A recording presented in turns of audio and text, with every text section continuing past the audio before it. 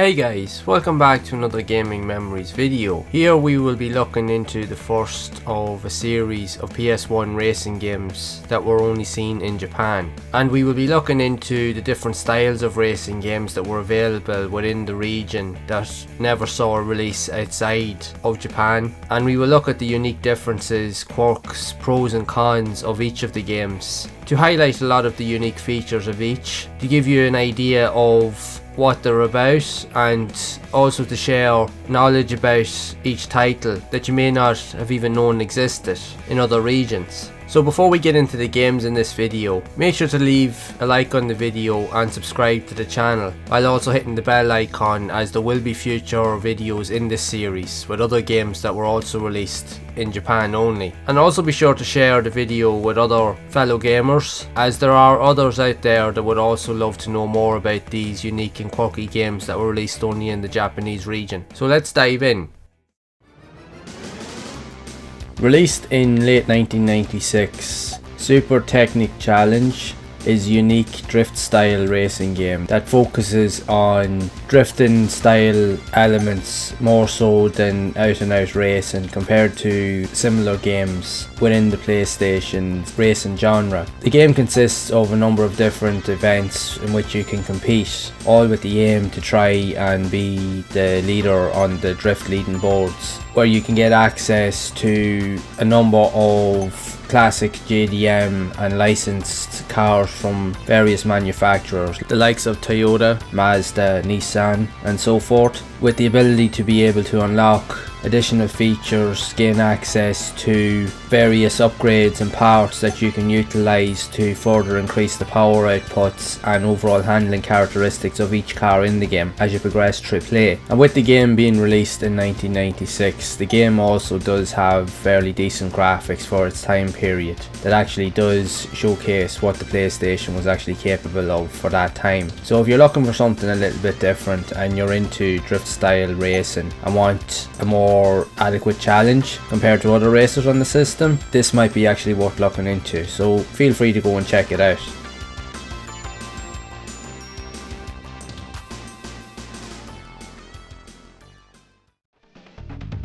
Dakar 97 was released actually in 1997 in Japan only, and was developed in conjunction with Mitsubishi Motors that had the rights to preview a lot of their prototype race jeeps that they were going to use for the rally at that time period. The game itself is quite unique, even though it is quite difficult. It didn't receive the best reviews in Japan when it was actually released, mainly due to a few issues in terms of the gameplay, mechanics and physics. But not only that, it does have a mix of both open world and rally style tracks, but the open world tracks are where the issues do lie, because it's very hard to figure out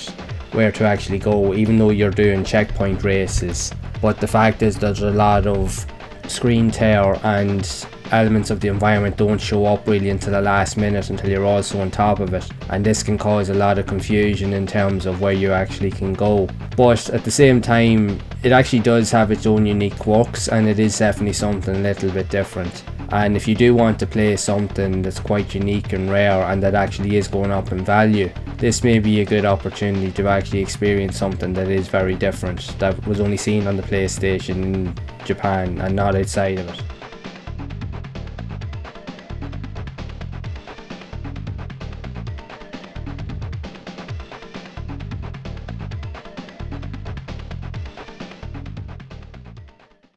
Art Camion Geijutsuden was released in Japan in 1999 and is a quirky style truck racing game that is kind of based off the very popular Dakar style theme, where users actually customize their trucks and use them for kind of like race events or even just for show events and so forth. The game itself actually has you driving along like motorways where you're actually trying to race against a rival truck with the intention of actually getting to the finish line before the rival actually beats you. All the while you're actually having to avoid traffic and so forth in order to reach your goal. You also have the ability to be able to upgrade your trucks as the races go by, with the intention of being able to customize it so that you can actually gain better results and make your trucks faster and so forth, so you can continue on the campaign. It is very linear, but all in all, an actually decent title that is worth looking into if you are looking for something a little bit different. There's not many games like this out there, so it is worth looking into.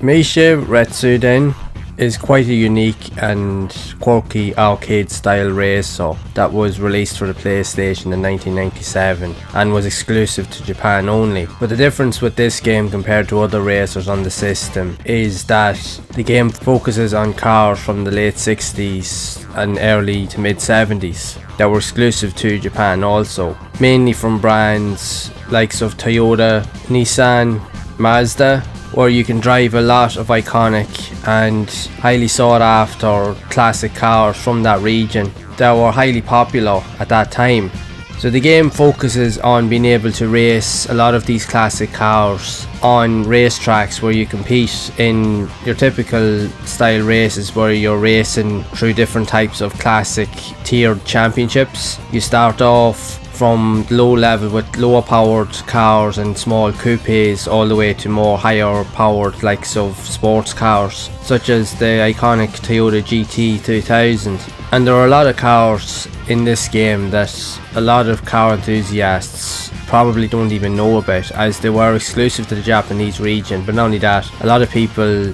probably have never heard of them to begin with, as they're so rare. So this is a very unique take on the classic arcade style racer, and if you are looking for something that is very different and quite unique, with the opportunity to be able to race cars that are iconic and that were only seen in Japan during the 60s and 70s, then this game will definitely be worth a look at.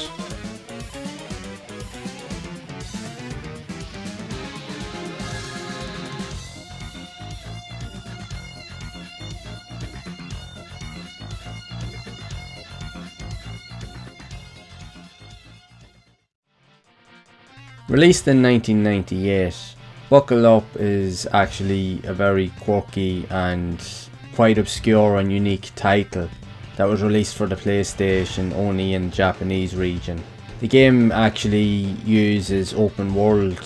style elements with racing aesthetics, where you're tasked with completing tasks throughout each level to complete missions and so forth before you can actually complete the level. The one thing to take away from this game is that it is very quirky in its nature, and it's very different, because instead of driving a lot of mainstream cars, which you do unlock throughout the course of play, the main vehicle of choice throughout the game is actually a customized monster truck, which is quite different. Another characteristic of the game is that this game pretty much is considered to be a very early take on a 3D version of Grand Theft Auto, before the Grand Theft Auto series went into full 3D in the PlayStation 2, even with the likes of the Driver series that was also on the PlayStation that used open world elements. So if you are a fan of these type of open world racing games, Buckle Up may be a good alternative for you to play something that is similar to those type of games if you're looking for something a little bit different.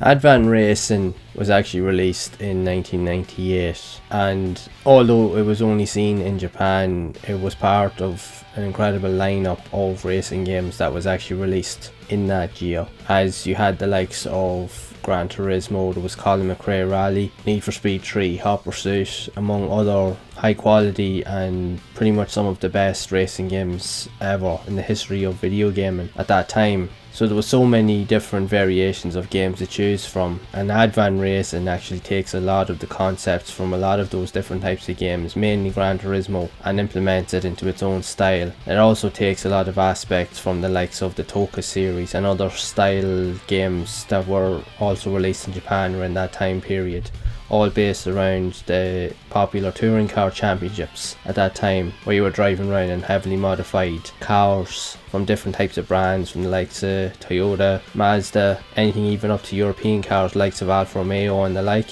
with different variations and customization options made available to you, so you can start off on different tiers and race on those tiers, and then you can actually move up to different more advanced tiers. With the amount of cars and tracks that are available in the game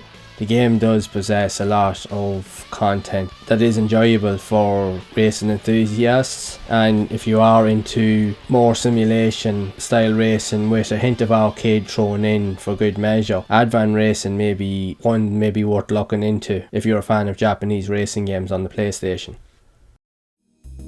Released in Japan in 2001, the Zero Yon is a budget exclusive game that was released under the simple 1500 budget series of games. And the idea behind this game is that it's a very simplistic arcade style drag racing game, with the emphasis on competing in street races against other opponents in drag race challenges with the goal to win races. The game is very simplistic in its nature, as you do gain access to a number of very popular cars from Japanese JDM market, from the likes of the Nissan Skyline all the way to the Honda NSX and even the Honda S2000 among others. And you can purchase cars and even upgrade your cars as you progress through the challenges. The more races that you win, the more points and currency you'll accumulate. But also you gain access to a mini game that you can play, where you can also rack up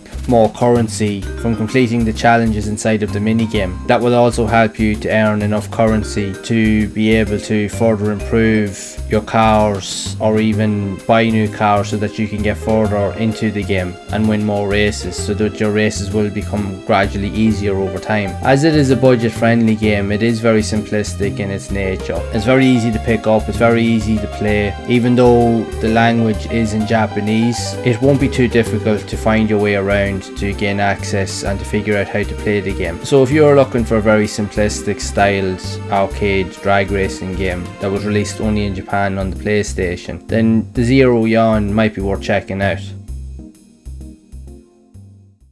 GTC All Japan Grand Touring Car Championship is a racing game that is actually based off of the popular Touring Car Championship that was held in Japan throughout the 90s. That features a lot of branded cars and mainstream kind of manufacturers from the likes of Toyota, Mazda, Nissan and the like, where you were actually able to race around a lot of specific and very popular Japanese racetracks with specifically souped up cars by likes of the Toyota Supra, Nissan Skyline, R33 GTR, even Toyota MR2 and load of other different types of cars, all with different tiers, with different aesthetics and different features and so forth. The game itself does actually appeal to the likes of more strategic style elements of racing. It's not a straight up arcade style racer, it's more of a simulation style type of game, and it does require some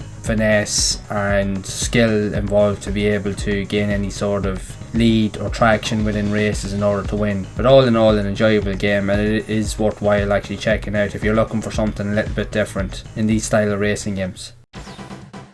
Released in 1996, Choro Q actually takes on the role of being a very quirky and different style of racing game that was released for the PlayStation, as it definitely has more of a cartoon style aesthetic and vibe, whereas instead of using the likes of more mainstream focused and detailed race cars, you're actually presented with more or less toy racing cars that you would have actually been more familiar with actually growing up playing with likes of die-cast models and so forth growing up. Instead, this is actually put into like a miniature scale version. It almost kind of reminds you a little bit of likes of Micro Machines, only instead of you're doing actual full-on races with these type of cars. It's definitely something that's quirky and very unique. Although it is difficult and it does have its flaws, it definitely is something that's very, very different, and it actually does appeal to a lot of different audiences, as this game did present a number of sequels in the series,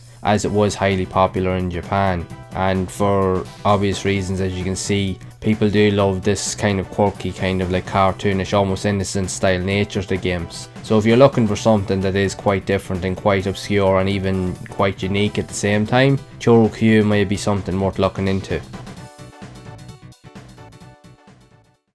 1998 saw a massive array of highly sought after and popular racing games that saw release on the PlayStation. As you had titles from Gran Turismo to Colin McRae Rally and others that were very like it, and in Japan it was no different, as there was an eclectic mix of different style of racing games that were released in that time, and racing games were going through somewhat of an evolution. And alongside Gran Turismo, Option Tuning Car Battle was the first in the series to also be released in Japan, and like the other games I've mentioned, it also was one of the first games to utilise upgrade systems for your cars, which meant that as you go through the championships you could use points or currency that you would gain throughout races to be able to buy third party materials and parts that you could upgrade your cars, put body kits on them for better visual aesthetics and to improve handling and so forth, also to increase the engine power so that the car would be a lot faster on track.